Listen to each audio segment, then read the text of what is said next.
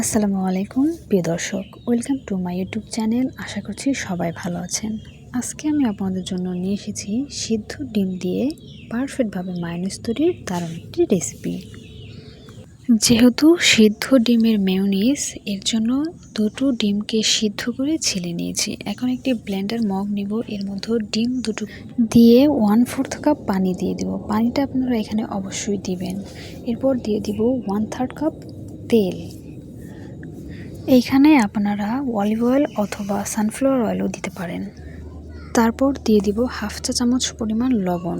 আর মেয়োনিজটা আমি একটু মিষ্টি মিষ্টি করে বানাবো, এর জন্য দিয়ে দিব 1 টেবিল চামচ পরিমাণ চিনি। আর আপনারা যদি মিষ্টি করে খেতে না চান তাহলে 1/2 টেবিল চামচ চিনি দিলেই হবে। এরপর দিয়ে দিব 2 টেবিল চামচ গুঁড়া দুধ।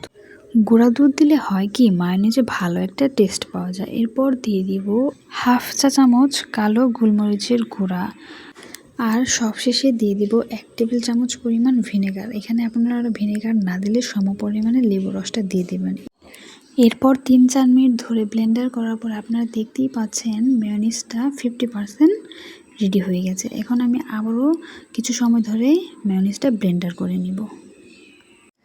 আরও কিছুক্ষণ সময় ব্লেন্ডার করার পরে মায়োনিজটা পারফেক্টলি স্মুথ হয়েছে এবং সিদ্ধ ডিম দিয়ে মায়োনিজ তৈরি ফাইনালি ডান। প্রিয় দর্শক, আপনাদের যদি আমার এই রেসিপিটি ভালো লাগে তাহলে অবশ্যই লাইক করবেন, কমেন্ট করবেন। আর আপনাদের ফ্যামিলি মেম্বার্স এবং আত্মীয়স্বজন ফ্রেন্ডসের সাথে শেয়ার করবেন। আর অবশ্যই চ্যানেলটিকে সাবস্ক্রাইব করে আমার পাশে থাকবেন।